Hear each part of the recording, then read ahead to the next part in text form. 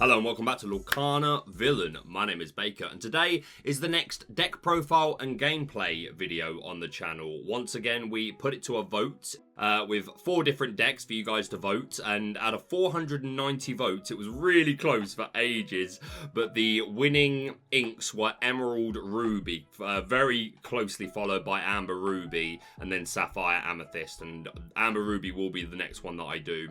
And then we will do Sapphire Amethyst because these two have been on the last couple of polls and they always do really well. So I know there is an audience out there that wants to see them. But yeah, we're going to be looking at Emerald Ruby. I then put out another poll for the community to choose if they wanted us to lean more into Floodborn discard, where you play Bucky and play a lot of extra Floodborn cards, or if you guys wanted me to lean into Pete and the action card based stuff.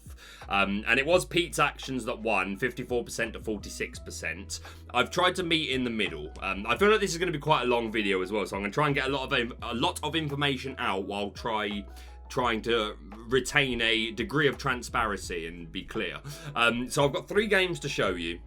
The first 2 games are a deck where I focused on Pete and a lot of action cards. But then I do have one final game for you where I did build a deck based around Bucky and leaning more into the Floodborn stuff. I'm going to say straight away, that last game, or that last deck in general, felt a lot better. It felt a lot more fun, but I want to honour what the people asked for and give you the majority of this video's content being a Pete action deck. I didn't have a lot of luck with this deck, I'm not going to lie. It's why this video is a little bit late, or later than I wanted it to come out, because I was spending a lot of my free time trying to get that style of Emerald Ruby deck to work, and it just was not going well, and I ended up switching from my main to like a second account on Pixelborn to keep theory crafting it. And I tried lots of different things and none of them really felt particularly great. I have 2 games to show you with one particular build of the deck, which we'll start to look at now.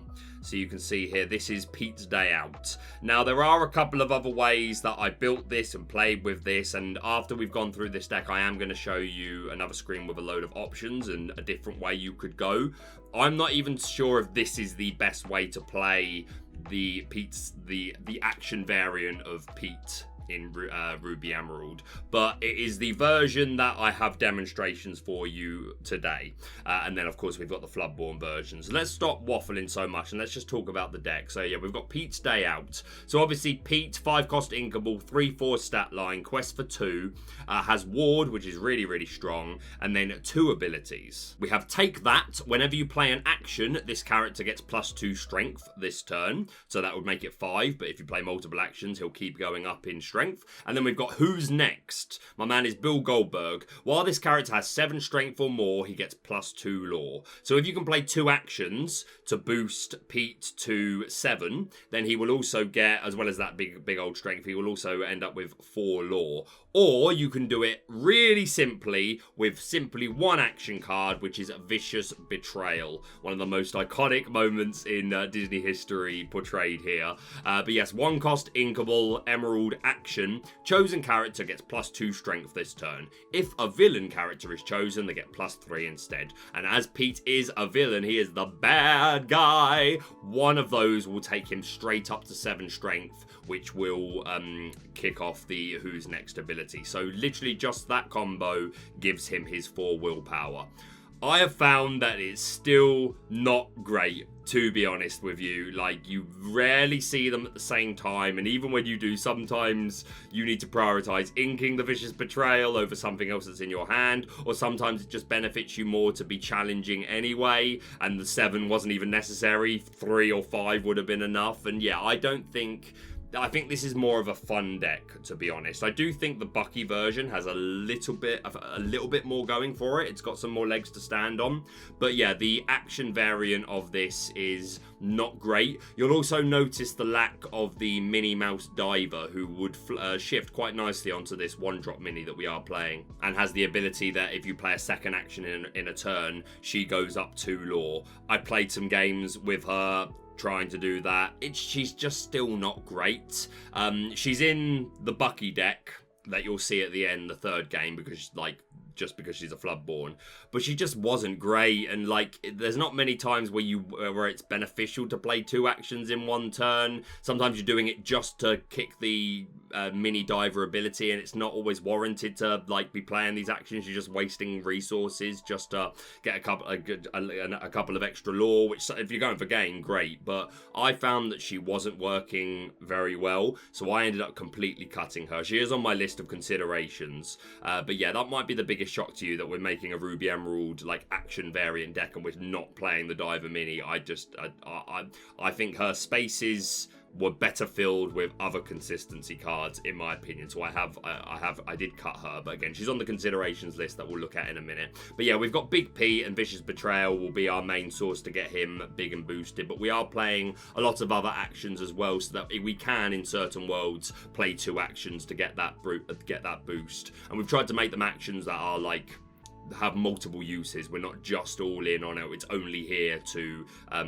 give Peter boost. We want them to have other uses in and of themselves. So we've got the 4 improvise here. Chosen character gets +1 strength this turn, and you draw a card, so it replaces itself. It's inkable, only 1 cost, so that's nice just for helping you hit a certain willpower. We've got 3 copies of Fan the Flames, which obviously is an action, so contributing towards Pete, but it also adds synergy with certain characters, which we'll get to. 1 copy of Ring the Bell, just because it's just a strong card, and if we really need to remove a big threat and we've been able to get some chip on it, then it's just gone. 3 copies of Go the Distance, which is basically Fan the Flames, except for you, it's a song, so you can sing it if you want to, 2 cost, but you also draw a card, and the character, I shouldn't have said the same as Fan the Flames, because the only similarity is it readies them. Ready chosen damaged character of yours. They can't quest for the rest of the turn, draw a card, so very similar to Fan the Flames. But yeah, another action that these are more reliable to play more than 1 in a turn, to boost Pete up even more. But again, they just have other uses to hopefully go with the rest of our deck. 4 Teeth and Ambitions, which is one of the strongest cards in the game at the moment, and the main reason we are still playing the 1-drop 1/3 Mini Mouse, so that we can deal with aggro and things like that. 2 copies of Mother Knows Best, just to slow the opponent down. It's a song and it's nice and cheap, and again, it is an action. 2 copies of Be Prepared still in here, just because we don't even always get to 7 ink, but sometimes you do, and sometimes you just need at least 1 good board clear in you. And then 3 copies of Dinner Bell, which is one of our primary draw engines here. Mostly going to be paired with the Mauis and then the Donald Ducks. In the decks, in the games that you're about to see, I'm not playing Mother Gothel. I would play Mother Gothel, and she's on the consideration sheet, but she's not in the deck that we're about to feature for these first 2 games. She's in the last deck, the Bucky deck. But yeah, she's not in the deck for the 2 games that you're about to see, the first 2 games, but I would play her just as an extra way of getting Dinner Bell online. But even if you don't, you know, if you've got Maui's, he's a really good target to help get Dinner Bell online, and we do have other things with some higher willpower. But yeah, good draw engine. But yeah, I've talked about Mini. We are running a big old Aladdin line. Aladdin's in here just because we're a weak deck as it is, and we need all the help we can get, and there's so much bounce and Merlin, Goat, and Arthur, and decks be aggro as heck these days, Sleepy's Flute, so this is just to give us a fighting chance. So that being said, we are running 4 and 3 counts of the baby Aladdins, this 2-drop version having Ward, and this 3-drop version obviously being able to deny our opponents some lore. So yeah, hopefully, I think this Aladdin is what has a real good synergy with like Fan the Flames and Go the Distance, because you can get multiple hits off in a turn with the right board state. So yeah, I like this. We are running 4 copies of Donald Duck. Wasn't in my original lists, but I ended up putting him in. It was a nice extra 2-drop, and again, just you can shift into the other Donald Duck, which is our other primary draw engine, the Perfect Gentleman, 2/5 stat line, 4 cost inkable, quest for 2, shift 3, and the Allow Me ability. At the start of your turn, each player may draw a card. So along with Dinner Bell, this is our primary draw. We've also got Improvise, which replaces itself, and Go the Distance, but it's not the same. We want to be drawing cards a lot better. We've talked about Pete. We're also running 4 copies of Donald Duck, not again. 5 cost inkable, 1/5 stat line, evasive, quest for 1, and the Fooey ability. This character gets +1 lore for each 1 damage on him. So we're running Teeth and Ambitions. It's another action. It works well with Mini, but it also works really well with Donald Duck, so that we can get him to hopefully to 3 lore, but also there's a lot of mini mouse in formats, mini surfer. So if you can put down this Donald, do the Teeth and Ambitions to put 2 damage counters on him, and then and put the other 2 damage counters on the surfer mini, and then challenge into that mini, you take her out, and then you've got 3 damage counters on you. So now you're questing for 4, so you can be quite annoying. Probably not the best way to play this deck, this Donald, but I thought it was some fun, and yeah, he's here for these games. Maui's self-explanatory, fantastic card, good response card, and works really well with Dinner Bell. We've talked about Aladdin, and yeah, that's pretty much it. So that's the list of the games that you're about to see. Let's look at some considerations. So we've got the Duke of Weaselton up here, who would obviously work with Vicious Betrayal and would take him up to a 5-2. I just wanted to carry my 1-drop to have the 3 willpower. In that vein, you could run Flynn Rider if you wanted to. He is in my Bucky version of the deck, but not this one, but you could run him. You could also run Felicia if you wanted to have some more aggressive 1-drops. That sounds fine to me. Enchantress and Flynn Rider are good early options just for some more aggressive questing. Flynn for being able to remove cards from hand. He's in the Bucky deck. And Enchantress just because she goes to 3 strength when she's being challenged, so she normally removes the thing that removes her. So you could go with that if you want to. Like I've said, Mother Gothel I would play in this deck, to be honest. We've got the Queen of Hearts here, good as just being able to remove threats, and there is the Floodborn Queen of Hearts later on in the list. There was a point where I was running a 4-4 line of this, just along with most of the shell that I just saw you, just for some extra draw, but it just wasn't working great, but you could do it. You could run the Cheshire Cat if you want to for an extra 3-drop. Also, Jasper would make a good extra 3-drop. There's also this Donald Duck here, who's a 3-drop and works with actions, gets +2 strength when you play one. I don't think he's great, but he's a budget option. He's a fun option. You could also run the hand discard stuff if you wanted to. That would probably make this a lot better, but it would probably then stop becoming a Pete action deck, and then you just become a hand discard deck, and that is probably better, but not the focus on what we're doing here today. But if you wanted to build a Pete action deck, you could run Prince John and some of the discard stuff like Daisy and Lucifer and Hypnotize. Lucifer, I think, is an option anyway, even if you're not running the hand discard stuff. It's just really strong, can come out of nowhere and remove 2 cards if they don't have a single action to discard. So yeah, I really like him. The Minnie Mouse Surfer, obviously you could run one of your own. You could run the Hans, he's another high quester.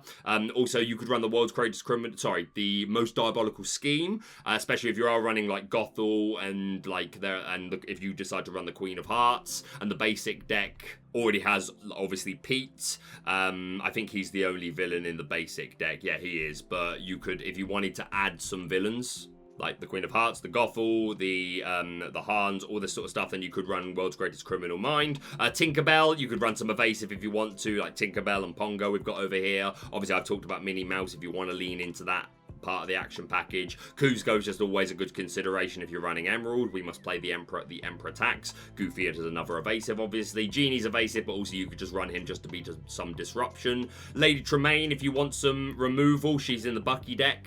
You could run a count of that. That sounds fine to me. You could run Scar instead or on top of the Be Prepared if you wanted to. And yeah, that's basically everything for options as far as I'm concerned for this particular way of running Emerald Ruby. We'll also have a different deck list to look at for the Bucky deck and some different considerations for that. But first of all, we've got 2 games to look at with our Pete's Day Out deck. So let's take a look.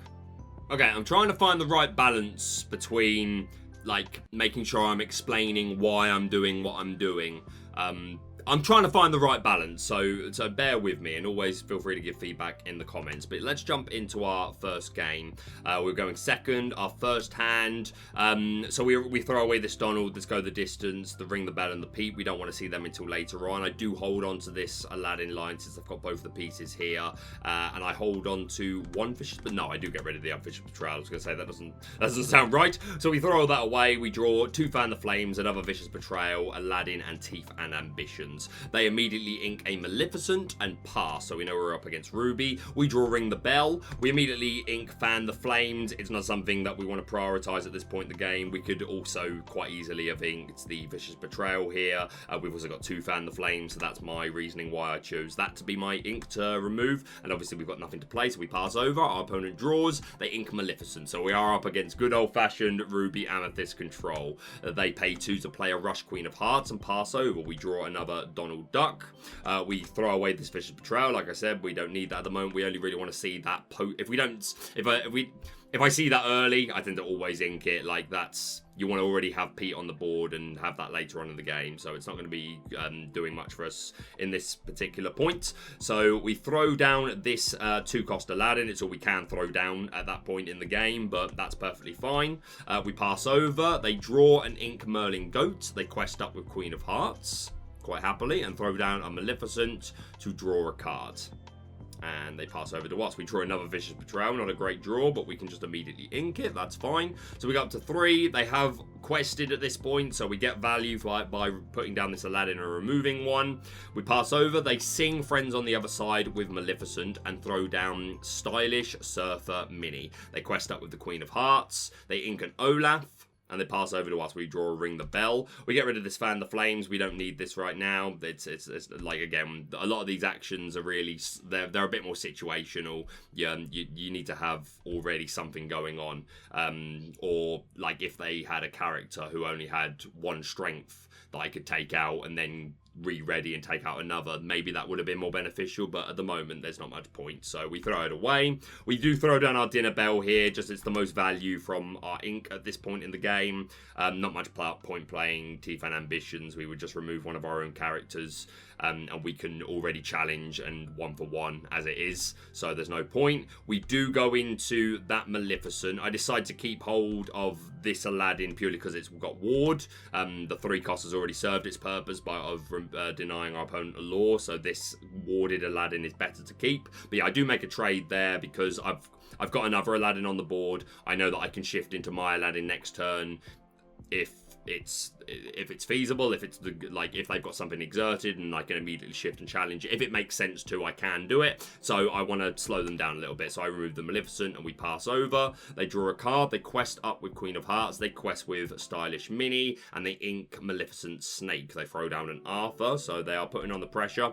They pass over. We draw another Aladdin Heroic Hero. We ink that Ring the Bell at this point in time. I value both these Aladdins, because they're just like, one of them I can play, and I'm hoping to be able to eventually play the other one soon anyway. And this Donald Duck is my answer to the Mini, and it's also something that I can ring the bell to draw more cards, which I really need to be doing soon. And obviously my Tiefan Ambitions is my way of damaging my Donald so that I can challenge into their Mini, deal with that, and then pay for Ring the Bell and hopefully draw 3 cards. So it's just the least valuable of the cards I'm holding. I could have inked one of the Aladdin technically and held the Ring the Bell, but I think it's fine. So we shift, we immediately challenge into the Queen of Hearts. So that's going to put 2 damage on us, and we make the Law 2-all. We pass, they draw and throw down Merlin Goat, the menace on the meta.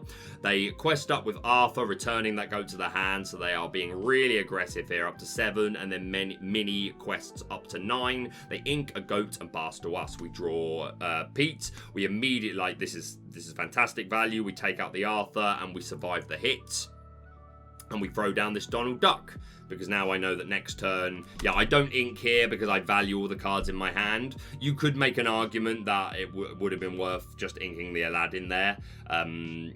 Yeah, that would probably have been the better move, but I definitely don't want to ink the Tiefan Ambitions. I'm going to need that, and I can play the Pete. Like, I've got enough ink to play the Pete on a follow-up turn, so I want to hold on to him. He's useful, plus especially because I'm against Ruby. Obviously, Lady Tremaine is annoying for Ward, but we're going to prevent their other targeted removal cards. So we pass over without inking. They Dragon's Fire our Aladdin, which is annoying, but it's fine. They sing Friends on the Other Side. They ink a Queen of Hearts Floodborn and pass to us. We draw another Dinner Bell, which isn't a great draw. You never really need more than one unless, obviously, you're against something with item removal. So if you're against Steel or Sapphire, then you need more than one. But the main reason you play, like, there's 3 in this list just because you want to see them. But at the same time, seeing multiple too early can hurt. But yeah, we draw a Dinner Bell. Was I calling it Ring the Bell? Sorry. We play Tiefan Ambitions. We pay for it. We put damage on our Donald and their Mini. We challenge here, and this is a position where it would be lovely to just keep this Donald because he's questing for 4 now every turn, but all they need is a Tremaine. They've already revealed they play Dragon's Fire, so I decide that it is far more valuable to just ring that Dinner, but that's why I said ring the bell, because it's literally the same thing. this is the bell that they be ringing, and ring the bell. So we do opt to just remove him while we've got a character on board who can draw us 3. We draw Aladdin, Maui, and Donald. I believe we ink, at this point we ink the Pete. Yes, because, yeah, I would have inked the Heroic Aladdin, like, more than likely, but because I draw the Floodborn, the baby one, the 3 cost, that's my reasoning there. Maui's another card that's going to allow me to easily rush in, challenge, and then ring the bell, dinner bell, to draw cards, and Donald is another way of doing the same thing. He's big and bulky, we can get some damage on him, and he's just going to draw me cards in and of himself, because he's a gentleman like that. We pass over, they draw, they do play Lady Tremaine, so it's a good job that we made the play that we did. We pass, like, obviously they get no value off that Tremaine, but they just want to be applying pressure at this point. So we draw a second Maui, we throw down the Aladdin, taking them down to 6 lore. We ink a Maui, we don't need to, and we do play Donald here. I want to protect myself against another Lady Tremaine, and yeah, be prepared would hurt, but at least they are then removing one of their own characters, and I really need to be drawing some cards and questing while they don't have a huge hand. So we do extend a little bit. They quest, and they play down Madam Mim Fox, bouncing the Tremaine back to their hand, and they pass. We do opt to draw an extra card through our Perfect Gentleman. We play down the second Dinner Bell just because I didn't, there was no point doing anything else. No point playing Maui, there's nothing to challenge into. I don't want to extend any more into a Be Prepared. That doesn't make any sense. There's no reason to put down a Heroic Outlaw Aladdin, because you always want to catch people off with that. I could have played Improvise, which I don't believe I do. I think I just quest here. Yeah, and I pass. I could have played Improvise just to draw a card, but at the same time, I'm looking at that Madam Mim with 3 willpower, and I'm thinking I might be in a situation where I might need to improvise on Donald and have him challenge into Madam Mim, and he would survive the hit, and then I could Dinner Bell and draw 4. So that was my reasoning behind holding it. We pass over, they draw, they do immediately challenge in, and then they play Teeth and Ambitions to finish the job. So that's okay. They do 2 for 1, but it's worth it for them to take that away from me. They put down a Maleficent, draw a card as a result.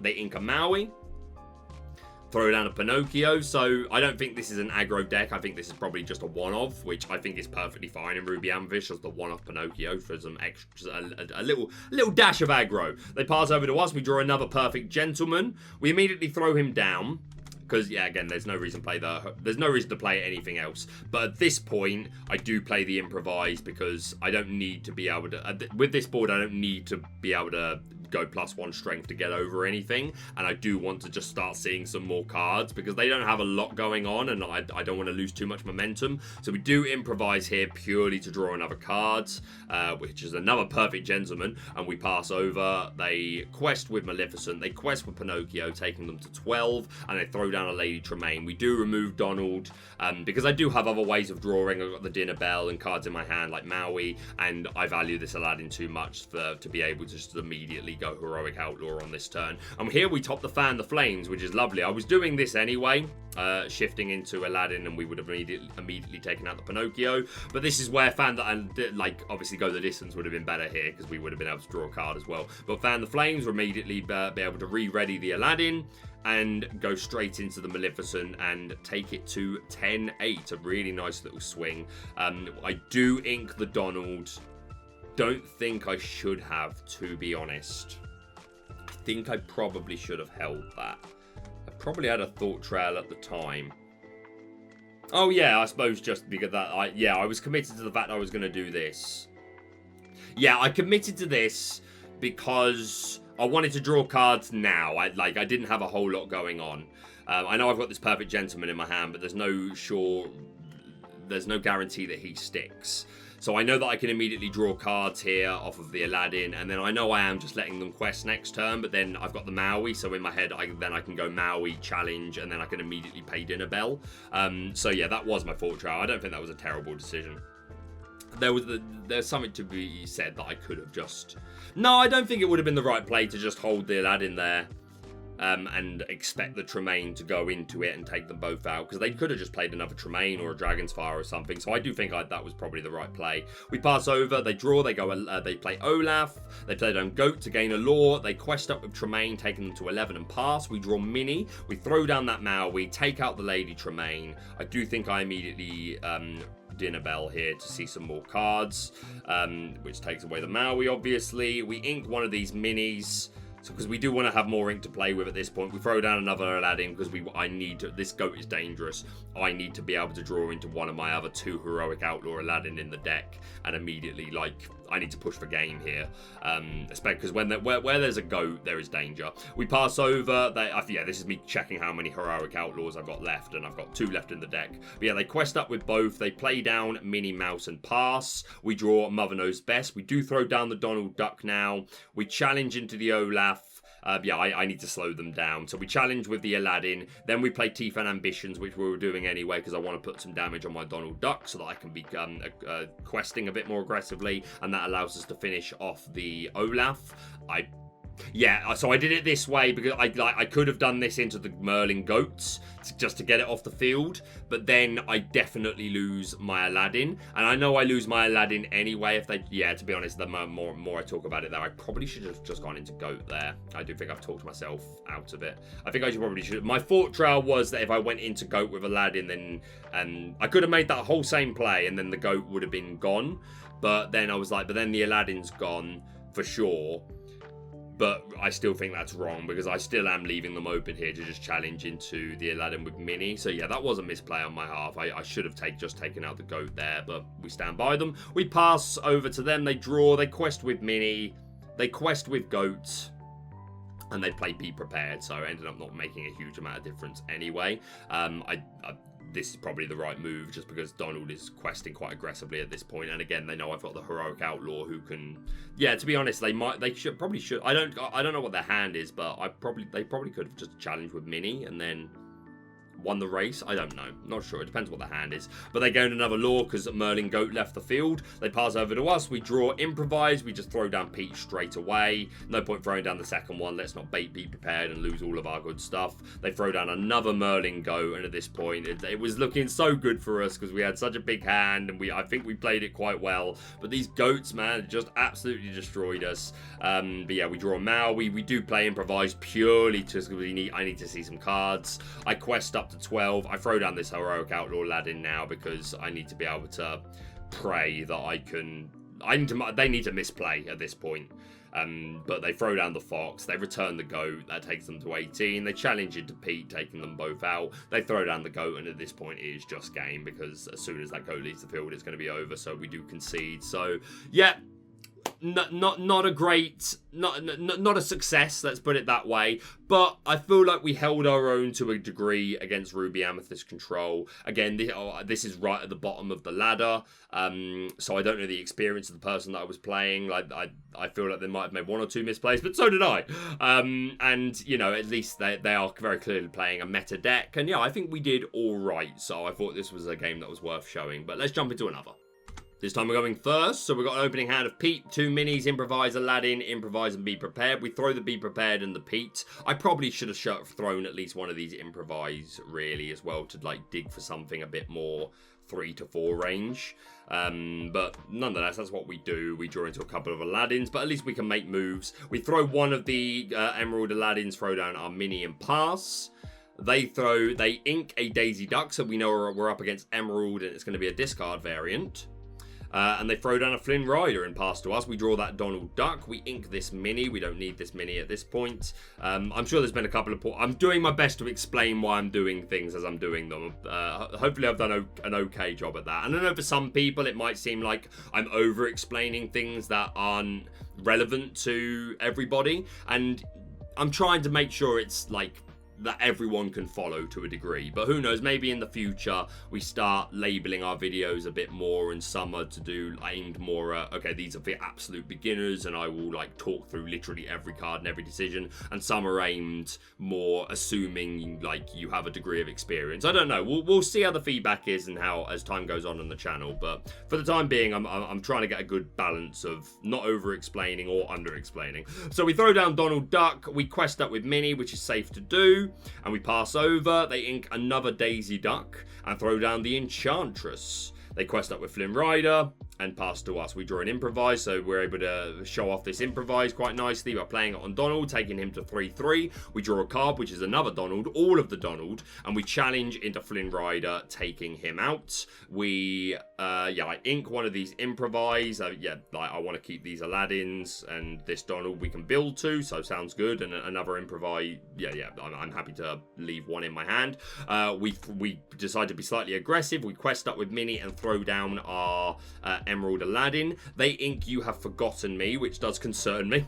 They throw down Doc, so we're against Emerald Amber, and then they play Sudden Chill, making us discard a card. I do discard the Donald just because of the point where, like, we're still very early game. I know I can throw down this Aladdin next turn to deny them some lore, and I can play the improvise to draw me some more cards. So they pass over to us. We draw Vicious Betrayal.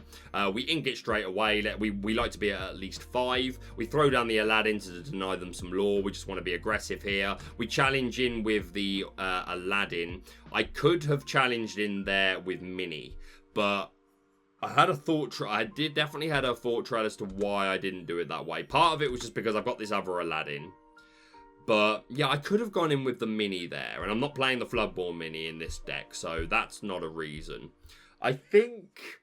Oh, I wanted to leave myself open to Teeth and Ambitions. I think that was my thought trail there. Whether or not it was the right move, I don't know, but I think that's what was going through my head. We quest with Donald and Minnie and pass up. They draw, they throw down, they ink an Enchantress, should I say, and play You Have Forgotten Me. I've only got one card in our hand, so at this point it's like, whatever.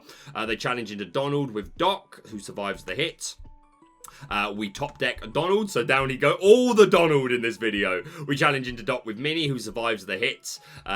Quest up with Aladdin. So again, like both players, not a lot of resources here. It's pretty much a top decking situation. But we have a field, and we have some lore on the board. They throw down a couple of Flynn Riders, which don't bother us really because we have no hand. We draw a Mini. We immediately do ink because I do want to get to that 5. We quest up with everything, taking us to. Oh, I don't quest with Mini, because I don't want to lose the Mini, because they, like, it would make it, I'm not sure if it would make perfect sense for them to challenge into Mini with their Flynn Rider, but they could do it and survive the hits. So this way I'm like, meh, I'll just let you quest a 4 and then I will take out both your Flynn Riders and I keep my Mini. So that was my thought trail. We pass, they play Flynn Rider. They opt not to shift. They play it clean. The advantage to playing it clean would have meant that they could just quest it. They could have quested straight away because and it would have been for 4 because I've got no hand, and then they quest with the other one to 6. But I do think this is probably the better way of doing it because they're questing for 4 here now anyway. And then next turn they've still, like, then I don't disagree with them just playing it this way and trying to, like, have a wider board of things to quest with. So yeah, they opt to just play it straight. They quest with their 2 Flynns and pass over. We top a Go the Distance. We quest up. Play that Go the Distance, pay for it the old-fashioned way to re-ready up and draw a card. It's an Aladdin, so it sounds good to me. We play it to deny a lore. We go into the Flynn Riders with both Aladdin and Donald Duck, who both survive the hit, and we don't have a hand to discard, and we pass. They draw Daisy Duck. Again, bit late for that. We don't have a hand, but they quest with Flynn. No, they could have quested, but they opt to take out one of our Aladdins, which I don't completely disagree with. They need to balance the board a little bit more, really.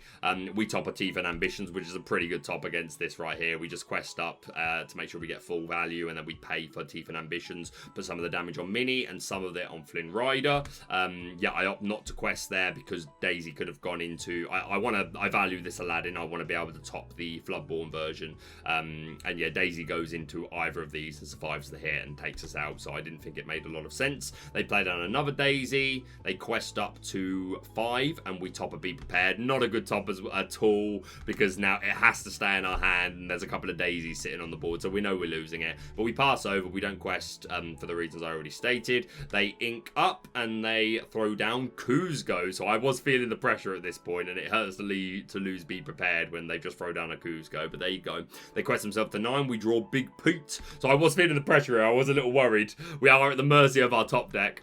And Pete comes through. So we throw him down, and once again I think I do opt to just pass here because I want to keep this Aladdin safe. I want to potentially draw the Heroic Outlaw, and yeah, like I could have gone in with both, but there's no point just losing my Donald to not even take out their Daisy. They ink their Hypnotize instead of... They could have played it, even though I don't have a card in my hand. They could have still played it just to draw another card, but they obviously wanted to get to 6 ink. They quest to 11, to 13, to 16, and the pressure is on, but your boy doesn't happen a lot, but your boy tops the Heroic Outlaw just in time. We immediately shift. We go into that Daisy Duck, taking the Law to 11-14. Pete is able to go into Daisy, and then we just quest up with Donald. There's no point going into Kuzco because we would just, we wouldn't take him out, but we would be taken out ourselves. They draw. They opt to challenge into Pete, which is a fine decision because they survive the hit and they remove another big threat from the board. They pass over to us. We draw another Heroic Outlaw. I should have inked this. I don't think I do. We're going with Donald because it makes the most sense because we don't want to lose our Heroic Outlaw Aladdin. Then we quest up to 14. I do ink it. Good, Baker.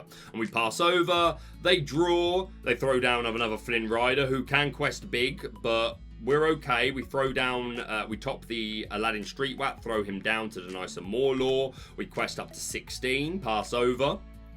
They Mother Knows Best our Heroic Outlaw, so they return that. So that was definitely a misplay on their half. They should have quested first to 17, because obviously now that they've done this, I've got more cards in my hand. But they do opt to play Sudden Chill as well straight away. I do decide to discard the Heroic Outlaw Aladdin, and in my head that was because, well, I can't challenge into that Flynn Rider because he's evasive anyway, and this means that I can put down another Street Rat and deny you some law.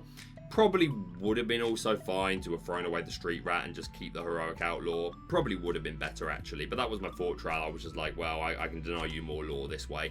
But yeah, they quest up to 16. Again, a questionable play from them. And I apologise if you feel like the quality of these games isn't up to snuff. I could have spent longer playing more Emerald Ruby games to try and get the most competitive game, but it was already taking a while, and if I spent much longer doing it, then it would have slowed all my content down. But we will come back to certain decks. After I've tried everything once, we will come back to certain decks and make sure that we face like more meta decks. So I apologise if you feel like the quality of gameplay isn't perfect, but I felt like it was good enough to at least like showcase this deck to a degree.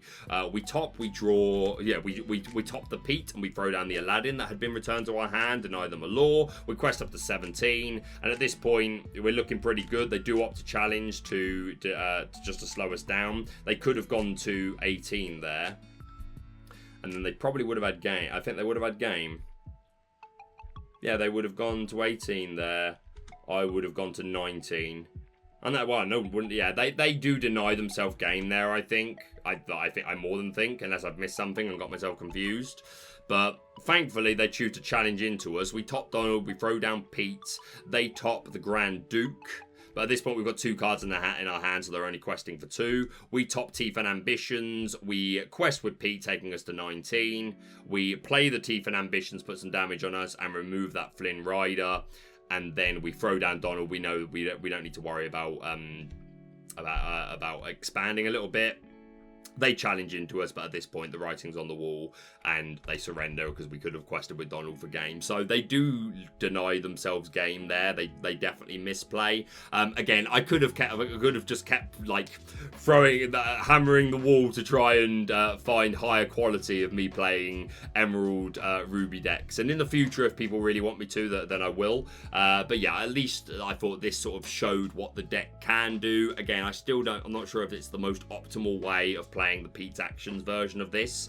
I definitely don't think it's as optimal as playing the Floodborn discard version. So we've got one more game to look at, which is with that deck, but let's take a look at that deck first. So I want to try and keep this under an hour if I can. So yes, this is Pete and Bucky. So in this version, we are playing Bucky, the Squirrel Squeak Tutor.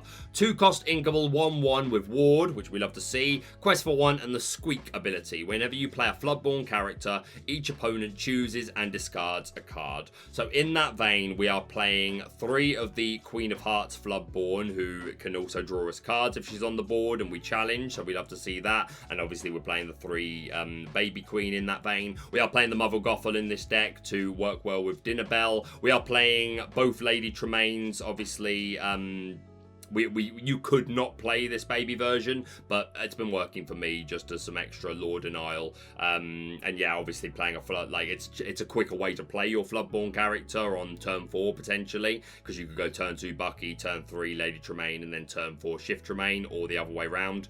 We do play the 2 Flynn. I just wanted some more 1-drops. We're not playing the Shift Flynn Rider in this. He is on the consideration list, so you could play him if you wanted to, but I didn't feel the need, like, because all these other Floodborn characters have use beyond just making Bucky's squeak ability go off. Like they just are good in and of themselves, whereas I'm not a big fan of that Flynn Rider, but I just wanted some extra 1-drops. But we are playing the 2-drop Flynn Rider in here for some hand disruption and some more aggressive questing. We're still running the 4/4 line of the Street Rat Aladdin. Again, it's another Floodborn, and again, this is very much a I need to catch up deck, so I think it works. Donald Duck for some card draw, and he is a Floodborn in and of himself. You see, we're not playing the 2-cost Donald Duck here in this deck, but you could do. We are playing the 4 Wide-Eyed Diver Mini because she's a Floodborn, so a really ideal for 3 turns is turn 1 Mini, turn 2 Bucky, turn 3 a shift into Wide-Eyed Diver to make your opponent discard cards. We are still playing only 3 copies of Pete, but we're not playing any of the action stuff. 4 Maui because he's still good. We talked about the Queen Hearts of Tremaine and the Aladdin. Teeth and Ambitions is still just a good card and works with these 6 1-drops. We're not playing the Ruby Donald here, the evasive one with the Fooey ability.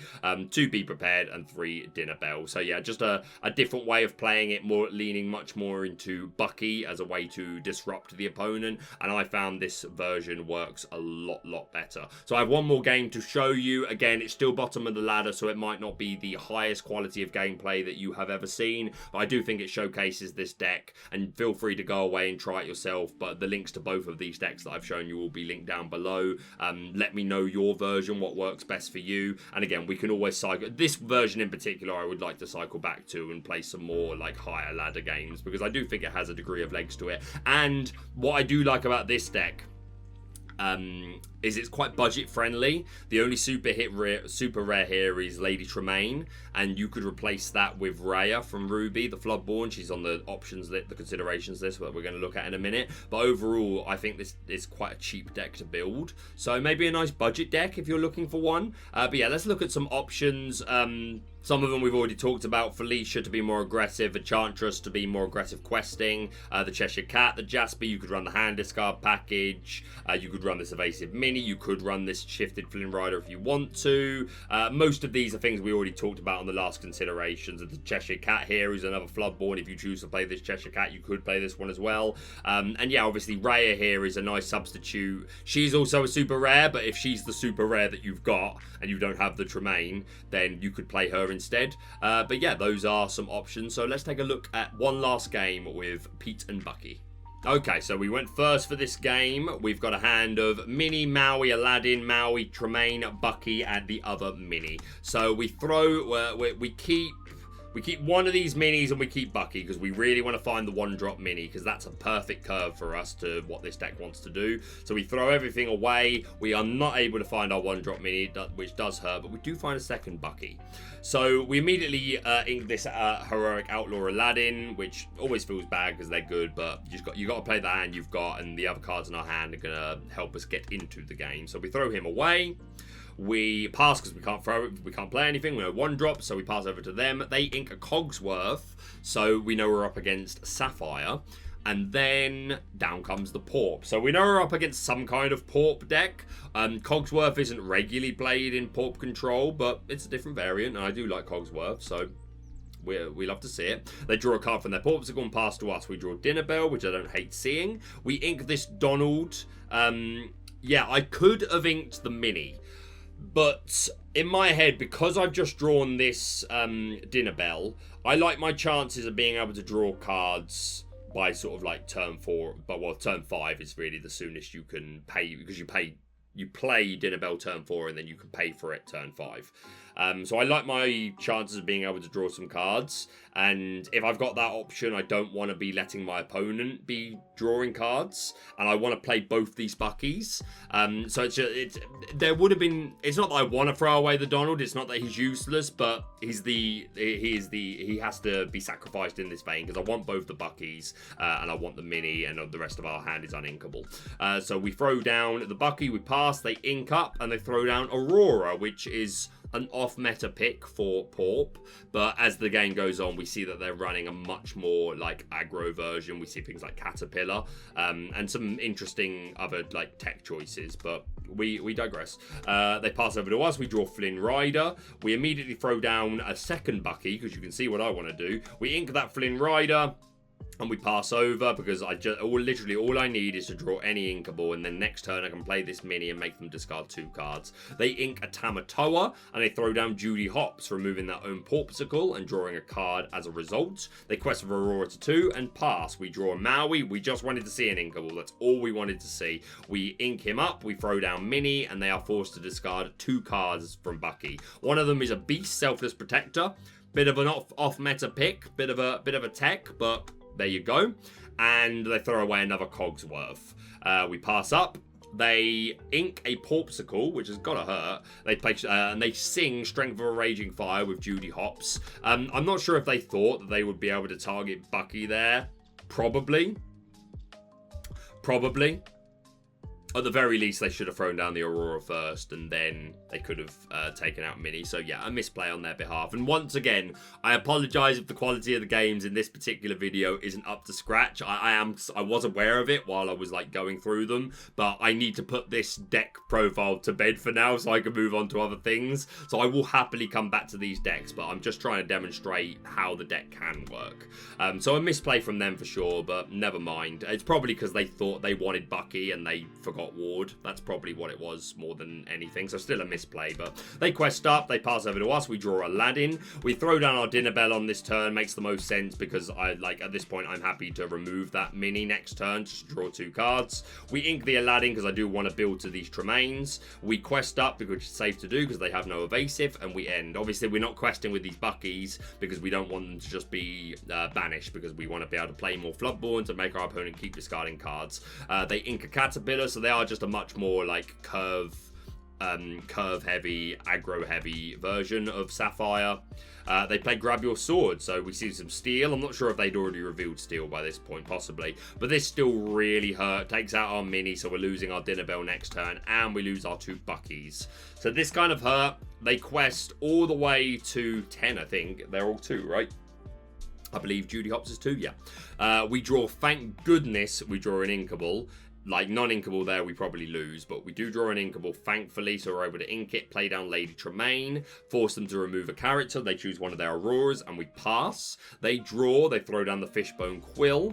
They quest up with Judy Hopps and Aurora, taking them to 14. We top a Be Prepared. Not necessary though, because we're able to challenge into the Judy Hopps. Wouldn't have mattered which one we challenged into there, because we were taking 2 damage either way. And then we were able to throw down Lady Tremaine, force them to remove the other one, and then pass. And now we're looking a lot better, because now I've got a board. They don't have a whole lot going on. And next turn I can quest with Tremaine and immediately Dinner Bell and draw 2 cards. They throw down Flavisham. Sorry that for some reason the program's being a bit pixelated and strange. I apologize. Hopefully that stops. But they throw down Flavisham, who's going to immediately let them draw some cards.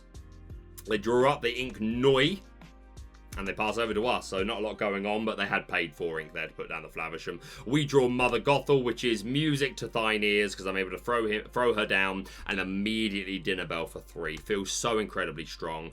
We quest up with both, taking us to 5. We throw down Flynn Rider and we pass. I don't want to give up the Bucky because they're starting to get a hand, so we could potentially play that. And I don't want to give up the Maui because he's going to be what can one-shot this Flavisham.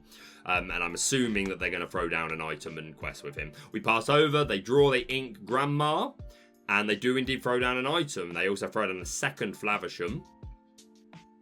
who immediately removes that Fishbone Quill. They quest with Flavisham, taking them to 15, and pass. We draw another Mother Gothel, but we opt not to play it because instead I want to play this Maui, immediately take out Flavisham, just get it off the field, stop it questing. And again, like, I know they've got another one there, but we want to we want to limit their draw options.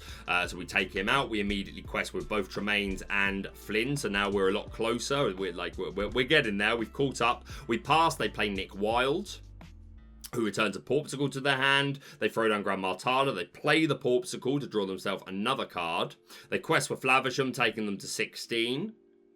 Remove that Porpsicle to draw some cards. Just look at how quickly they've been able to replenish those resources. They ink a Caterpillar and pass over to us. We draw a Maui. We immediately take out the Flavisham, get him out of here. I do throw down another Mother Gothel because I want to draw more cards. And there's no point playing Bucky. I don't have a Floodborn. There's no point playing Maui. I've got one on the board. There's no need. So let's just play Gothel, draw some more cards, and just get some more options in our hand. So we draw three more cards. We ink Minnie, the least useful of the cards in our hand at this point in the game. We throw down Aladdin to deny them some lore, just to like really make sure that we are getting there first. We quest with everything available to 17. And at this point, writing's pretty much on the wall. They draw, they throw down a Tamatoa because they're finally at 8 ink. Return the Porpsicle, they ink the Prince. They play that Porpsicle just to draw a card, but at this point, they've used all their ink. They are able to quest themselves up to 18, but the writing's on the wall. They pass, and we don't BM. We just immediately quest and take us to game.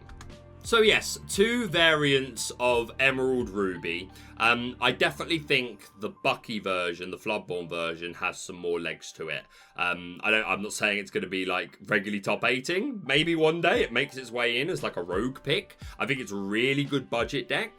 And I would like to cycle back to that deck at some point and play some higher ladder games and like make sure we're like playing people that are playing the top decks, and hopefully we're the only one misplaying so that there are no excuses. The first variant, yeah, I don't think it's strong, the action package with Vicious Betrayal, but people wanted us, I wanted to try it out, the people wanted us to try it out, you guys, so hopefully you've enjoyed seeing it in action. Again, I do appreciate there's a couple of games here where the opponents aren't playing optimal decks and there's a couple of misplays, so I apologise if the game quality wasn't to the highest standard. I do try and play loads of games so that I can only show good games. I tried to do that, but this was taking so long, and at this point it's getting to a point where I either ended up just skipping it, or it just slowed everything down. So I thought this was enough to at least showcase kind of what the decks can do, these 2 different builds, but we will cycle back to it if you guys want. But that is it from me for now. Thank you very much for watching. If you're brand new to the channel, do please subscribe for all things Lorcana, hit the like button, and we'll see you soon.